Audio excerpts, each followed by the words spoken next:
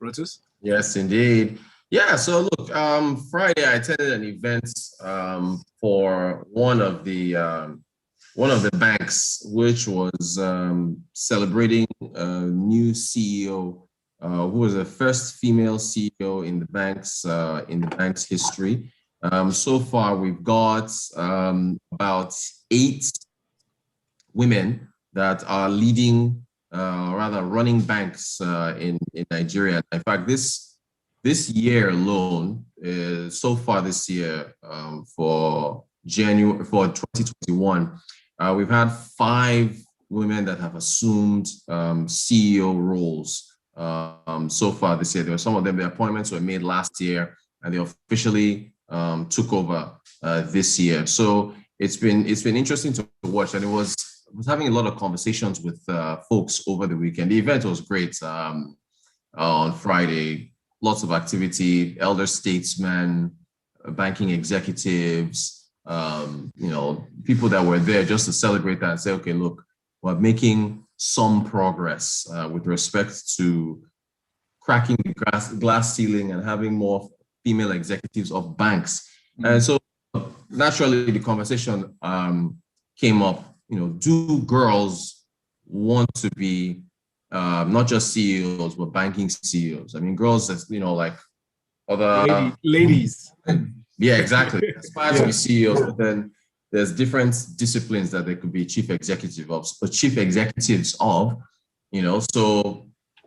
do they aspire to be CEOs of banks? And can we get how do we push that further? Look at, think of any girl that's looking for a job right now that's either just come out of finished university or just finished NYSC, and how many of them have asked to get a placing in the financial sector?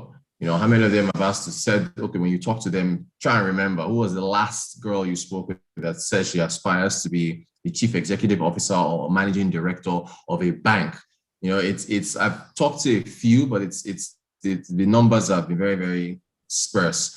So there's the discussion of, okay, how do we push that forward? And when you talk to a young lady, say, hey, look, have you ever, maybe you want to be an analyst, maybe you want to be an economist, but you ever thought about being the chief executive officer of a bank, The few ladies I've encountered and had that conversation with, I've been opportune to have that conversation with, I've always said one common thing, that they are never given a chance to rise up the ranks.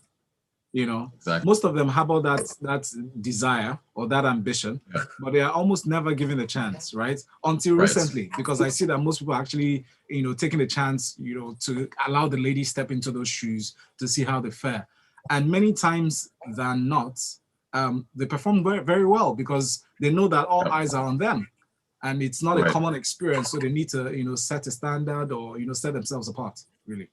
Exactly. Excellent point. So there's not only the conversation of, getting more of them interested, there's also the conversation of, for those that are interested, how well do they do the hair in order to be able to excel? And so that now falls back on society. Like I've always noticed, whenever I'm looking through bank financials, I always take a look at the number of employees. Some of the banks break down employees male female numbers. They also give the male female ratio of board members, right? So the board members who are, how many of them are men, how many are women? The numbers are very, very, very low. There's an organization that actually did a report on the number of women at the boardroom level on 20 of Nigeria's publicly traded companies. And I believe Nigeria scored a needs improvements with respect to trying to, if more could be done. So sorry about that. More could be done with respect to getting more of these women in those boardrooms and giving them more opportunities. So it's a circular thing to where you've got to make sure that they're interested. You've also got to make sure that we get more of them there. But I'm hoping that we get to double digits. So I think it's 8 women now that run, that are CEOs of banks: FSDH Merchant Bank, FNB, Fidelity Bank, GTB, I think Lotus Bank, SunTrust, Citibank, and there's one more that I'm forgetting. I've listed 7 there, but I think there's one more bank. So, you know, it's I definitely, I don't even know, I have to check. I had to do some research on exactly how many they were. So I think hopefully it's a conversation that's, you know, we can have with respect to ladies. If you even look at the top 10 highest paid CEOs in Nigeria, I mean, they're all men, right? From the CEO, they're all men. So it's a matter of pushing that conversation forward and getting that out there. So I mean, if I have a girl, I don't want to force her into, you know, banking and finance. You want to let people find their own way. But, you know, we definitely want to see more of this going forward with respect to our own particular. In fact, it was only just this year that I think Citibank, which is over in the United States, just have had their own first CEO, which is one of the few Fortune 500 female CEOs. So it's not in Nigeria. We're trying to get this. This is something that's trying to be pushed forward overseas as well. So, you know, for our ladies out there that are listening, if you know any, you know, young girls that are getting out there that are in banking and finance, I want to study economists, want to be analysts, you know, just let's have the conversation with them about pushing forward and hey, look, you can be a CEO, a bank in Nigeria. Go for it. Yes. Make it happen. Most of the time, what you find is most of these ladies are given positions of, or rather hold, what do you call them, bank branch manager positions. Right. Yeah, especially in rural areas. We have messages. Benga Kamo says, do you read about that bank MD who fainted and was rushed to the hospital? Baba was back in the office 8 a.m. the next day. Too much pressure on bankers, Jerry. Tunjo Ladimeji says, good morning, Rotus. Said the other Lotus, what? No. Lotus, that's it. He's right. Lotus Bank. That's the Okay, so it says the other is Lotus and recently FCMB. Nice day. Thank you, Tunji. That's correct. Thank you for that. Thank you. Yinka Bolu says Stanbic once had a female head, right? And Cecilia Ibru was given a chance, right? But call me a pessimist. Sorry about that. But I don't see it big in a female bank head. Will the presence of a female bank head allow the banks practice proper banking? Like, allow me withdraw more than I have in my salary account, at least to a level. Yinka, at this point, I need to meet you because I don't understand, like, why every message has to have some sort of pessimism in it. Or cynicism. Cecilia Ibru was just one person, and that's a controversial discussion because there are people who, there's a whole discussion on that, which we won't even get into. But that's just one person. We need more, right? Yes. You've got to have more. Come on. We do. I mean, we have Ngozi Okonjo-Iweala, though not at the bank level, but beyond that, like we've seen a lot of females, you know, set themselves apart and did what men couldn't do. Thank you. And even at the, you know, leadership level in Nigeria, do we want to definitely want to see more, you know, more women, female governors? You still don't have any female governors. Any female governor? Yeah. Yes. Benga says we've had women CEOs in UBA and defunct Oceanic Bank, so women had always been there. And Tokwe says Stanbic once had a female MD, Shola David, BOA. All right. Keep going back to the same examples. Just one person, one bank. I know, just one revolving around the same spot. Please add your names to your messages. Your number ends with 5003. All right. So let me know who you are, and I can read yours. All right. We have more time then. Yeah. All right. So the MPC, we've got some MPC meetings, Monetary Policy Committee meetings taking place this week.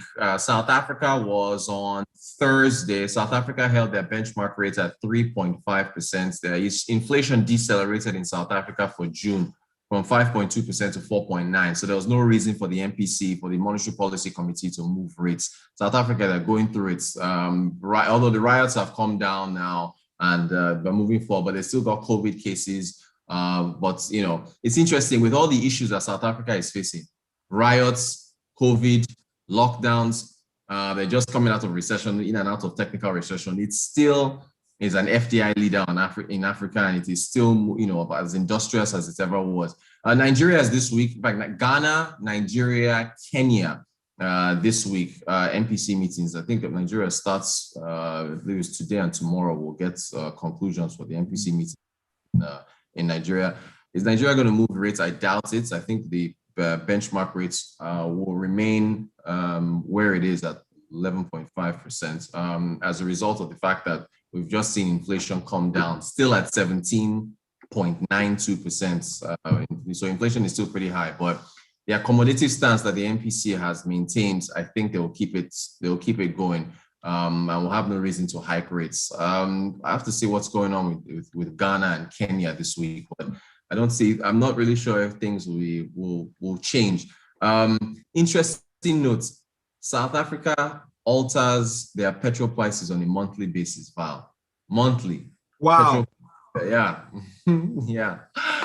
Monthly basis, they move their petrol prices based on what is going on. But that's how we started. When we're doing this with you and cost reflective index, yeah.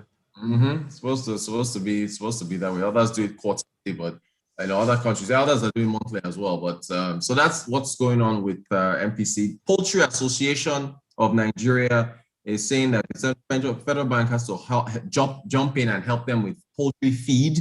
Maize is what they use to feed their chickens, and they're saying that with the prices going up, it's affecting their output. So business, I mean, Prince can speak to this with how much he spends. That's one of our listeners, Prince, with how much he spends on feeding. Anybody else that's in the agro space and raises poultry can speak to the cost of maize for chicken. Yeah. So they've come out this week and said, look, we need some type of help. That's a supply issue. We got to get more maize out in the markets in order to get the price down. CBN recently said it was going to put in 50,000 metric tons of maize to help that situation. But with rice, with everything else, Nigeria has a high population, high consumption levels, so it's been a struggle to get domestic production out to meet consumption. So that's what else is happening in the markets. Nothing else Thanks for that highlight, because going back to that poultry issue that you just mentioned and CBN's intervention, I would hope to see a positive effect with that CBN's intervention on the price of the what do they call those products, like the products that come from poultry in terms of eggs and stuff. To see how that affects the downward trend on the price. Because the price of the crate of egg is still very expensive. 2,000 now for large eggs. That's your area, guy. Some other areas is like 2006. Yinka is back. Yinka says, like Hadiza Abala Ahmed is another example. And then Dele says from Ajay, hello Val and Rotus, I think the banks are negotiating for lower remunerations and have some control in banks administration. But many holdings of these banks are headed by men. So men aren't easy to control when in charge. Joel says Standard Chartered former MD was a lady, and she also headed the bankers committee. That's right. Trina, thank you so much. Tina sent us a woman in finance post and says, this is Tina, women are slowly getting there. I'll share this with you, Rotus. Benga says, what is the emotional intelligence of women CEOs? Some women or some people have unpalatable experiences with women CEOs. Women should be given such positions for competence, not filling slots. And he adds, it says, Rotus, food prices are jumping up, but here you are talking about petrol prices in South Africa. I'll tell you this, I reply to you, in terms of petrol. There's a story that I just saw on the headline of This Day this morning. NNPC revealed that Nigerians spent 2.07 trillion naira on petrol in 12 months. So go figure. And we'll have to see we'll still negotiate with Labour to see what happens with respect to the pump price, because again, that needs to be reviewed. So we'll see how that one goes. Thank you, though. Thank you, sir. Thanks for your messages. Thank you. Thank you. Everybody who listened and watched, thank you so much for staying tuned. Please refer to YouTube. If you missed any part of the conversation, just type in the search box, Smooth FM Lagos, and watch.